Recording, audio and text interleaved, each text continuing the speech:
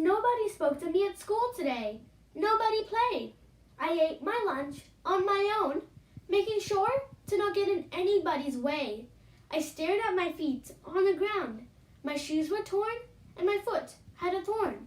I was in pain and wanted to cry, but I didn't know where and why. I could see kids passing by, making remarks about me being shabby. I tried to ignore, but it hurt a lot.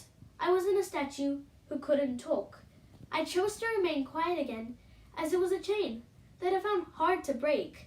Thankfully, the bell rang, and it was time to go to the class. I entered quietly, so no one could hear and steer. I sat at the back. The teacher taught new things, which I enjoyed. Though I knew the answers to the questions he asked, I didn't raise my hands for the fear of being remarked. The rest of the day was as it would be. Nobody wanted to sit with a smelly me. I was an outcast whose life was overcast. It was time to go home. I had taken out the thorn and walked on my own. I opened the door and saw Mum on the floor. She had fallen again from the sickness that had made her weak.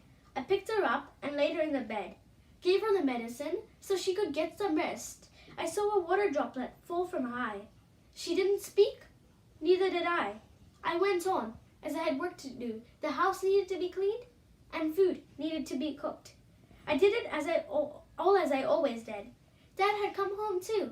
Tired from work, he had had a long day. He sat down and asked how my day was. I told him great, and told him imaginary stories about my friends who had played with me in my school today. I know I had lied, but it was okay. I was trying to protect them from any more pain that would hurt their heart in every way. With this poem, I wanted to express the pain that anyone goes through just because of how they are perceived.